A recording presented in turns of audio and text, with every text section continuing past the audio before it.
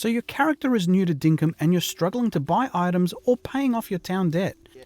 I'll share the very tips I use, allowing me to progress through early game without feeling the pinch. Ouch. Question for you, what colours do you think of when you think of Christmas? I'm hedging my bets, you'd say red and green. Well, the pine forest is like Christmas. In this deep green area on the map, you'll find red forageable items. The apple tree is the only fruit tree in Dinkum that drops 4 fruit, and when cooked, they're worth 3.6 times their worth than an uncooked version. These sell for 390 dinks each, so for an apple tree worth, that's an easy 1.5k. I'd suggest to do this during the daytime while the devils are sleeping, though they will wake up if you get too close. I love doing the grab and run. Also in the pine forest are the red bottle brush. These are useful later in-game, but for the start, each bottle brush is a handy 245 dink each. Also green like Christmas are the lime and the quandong, which kinda look like Christmas baubles. When cooked, both of these double their worth to 200 dinks each. I'd save a few of these for food as well, as they do have some decent buff early game. I'll leave a video linked about buffs in the description and it's on screen at the top right. I would highly recommend to making your own orchard with some of the spare uncooked fruit. This way you can have an on hand for dinks or jams later. Same deal with the bottle brush and the wattle flower.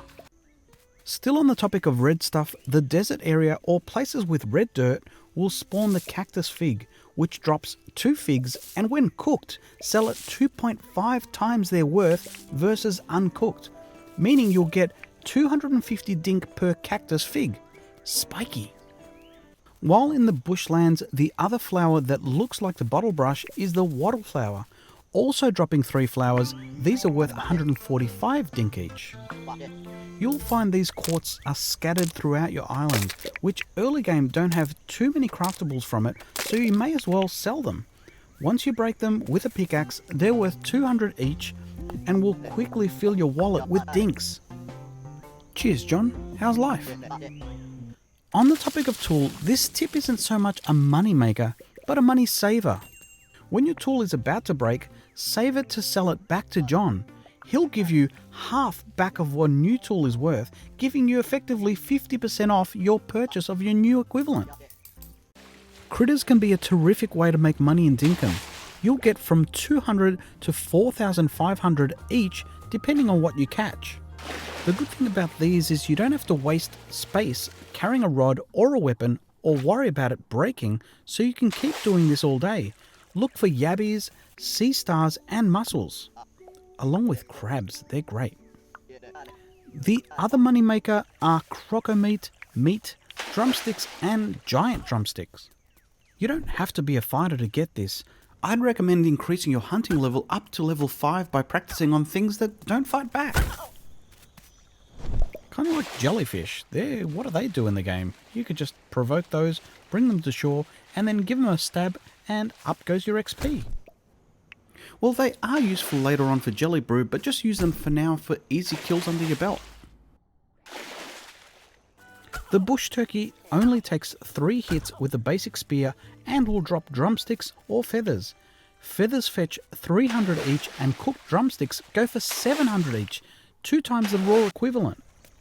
Oh, and who doesn't like freebies? Well, every time you pick up meat, you'll up your hunting XP. Free meat, anyone? The emu will drop giant drumsticks, which sell for 1,500 cooked, and you get up to 3 per emu, which again don't fight back. The werimoo is also a provider of this handsome meat reward, but if you think they're more of a scary moo, here's a cool trick. Dig a 2-tile hole and jump inside. You're safe while you bring the beast down. For tricks like this that can be applied to alphas, check the video on screen, which you'll also find in the description box below. The crocs give 2 items worth selling. The meat, which sells at 2.8 times cooked at 1750, along with the 3.6k teeth. I'd suggest waiting until you get a copper spear, which is what I'm suggesting that you do by going for the easier prey to increase your hunting level. Another way to get cash, even though you have to wait the next day, is the trapping license. The check's in the mail, as they say, but on screen is what you can get sent to you the next day once you catch these.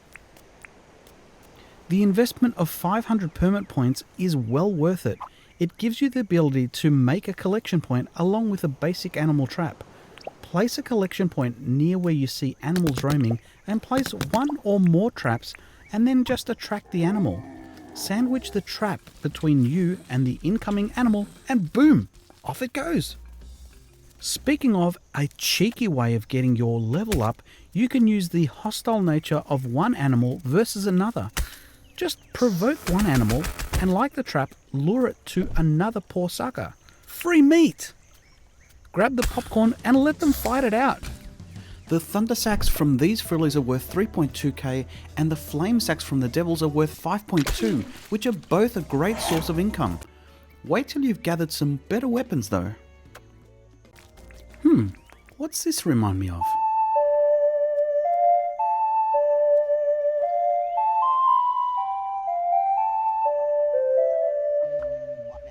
Oh, and before I forget, another incidental way to get dinks early game is doing favours for the visitors and NPCs.